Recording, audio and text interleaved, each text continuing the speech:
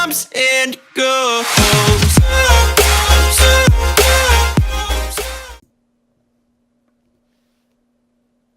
Hey guys, Guru Griffin here. Mark your calendars because Community Day is coming. I just wanted to get a quick word in about that. And there's going to be plenty of Dratinis to catch, which is going to be awesome. Shiny ones, maybe.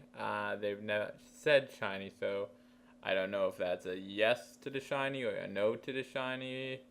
I'm probably. And it only lasts for a little while, so make sure you get on it, mark the time, mark your clocks, mark your calendars. I also have those eggs, those 5 eggs, the 10k eggs I got from the event, which could be anything from those 4 Pokemon that I read off of a list. So any Gen 3 Pokemon. If it's a Gen 3 Pokemon, I'm 2 of which would be rewards, the other 2 would be punishments. Slack off, which would be a small punishment, and if Stabilize in there, yeah, so really hoping no slack offs. I don't know. Put whatever consequences or whatever you want me to do determined on the eggs in the comments below. I might even do stuff for like the good ones. So today what I mainly wanted to talk about was the pros and cons of using a bot on Discord. Now, there's a lot of good stuff right off the bat. Like, you instantly see it and you're like, if I use a bot, I could find a Dratini, and that one will pop up like at my house. I may have to walk a little bit down the road, but it will help. I may be able to find a Dragonite level 100 right a few blocks outside my house, and it just goes off. Another pro, it helps new players. Well, I guess people who are above level 25. I think there is a level where like it's gonna make it a mystery of what percentage it is unless you're 25 or something.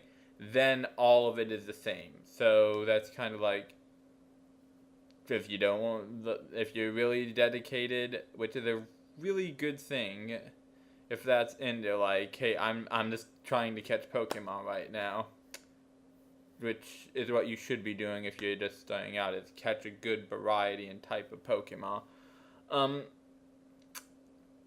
Any more pros? They can pretty much help your team out, help you take down raids faster. They help out with a lot of where stuff is, what its percentage is, depending on the bot and how much you're paying. Like, I think there's like some that are like $50 an hour. It will like show you like the Pokemon's level, distance, where it is, all that jazz. But those are really spendy. And now some of the cons to having one of those. They do cost money. And that if you're playing Pokemon game and you're using the bot, that does, even though they cost like $1, that does mean it is a pay to play game. It takes out the adventure a bit. And the reason why I wanted to say that was because, like, I want to get into more little detail. If you see a Snorlax or something like that, you have to go by people's words. Like, don't trust what this guy says, or, yep, found one.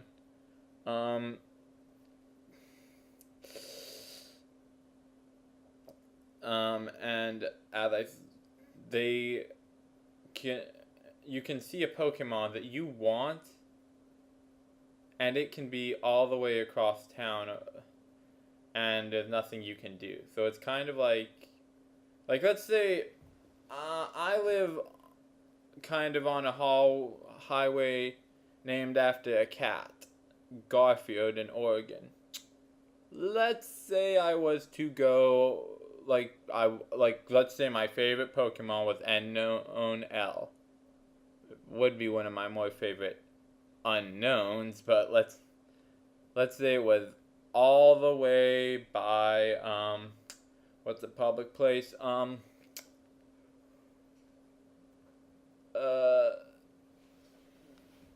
Pena Bread, or no, the courthouse. Yeah, or to make it even more frustrating, it's all the way at Porter Park. Oh no, not Porter Park. A different park like Pioneer Park.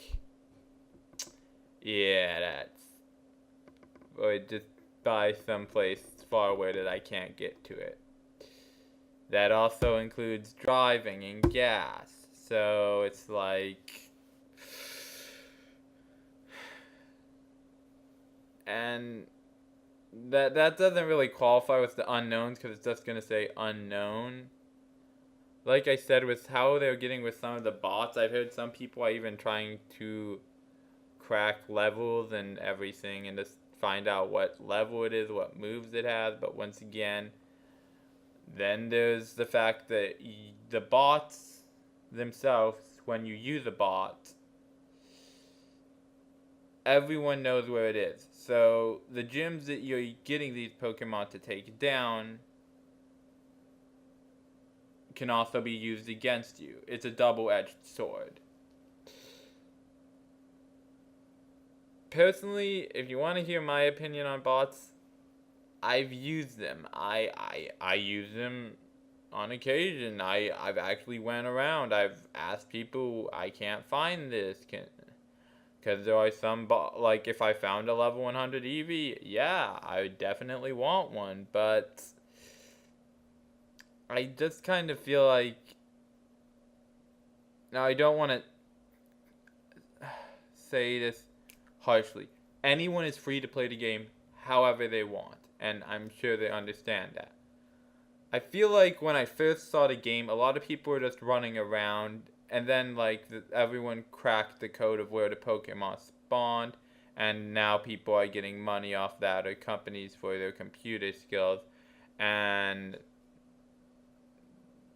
well, I also forgot that it helps spoofers find Pokemon, which, oh, don't worry, there's a whole video on that. So it's really sticky. I just think it's kind of like a bot will tell you where a Pokemon is, its location, and I mean, Gym Hunter's the same way. It's just kind of like, I would like to go out to a place and then just see it. Now, bots can be used in a good way, like in rural areas, like in the middle of nowhere. If there are 5 or 6 people playing Pokemon, or 7 in, I'm gonna say Philomath, because Philomath, there's not very many people, but there's great Pokemon there. That is a great place to use a bot. A bot should be free there, because they have to deal with the fact that they can't raid. They can't raid. The people who live at the country fair, there's 2 gyms there. They probably can't raid.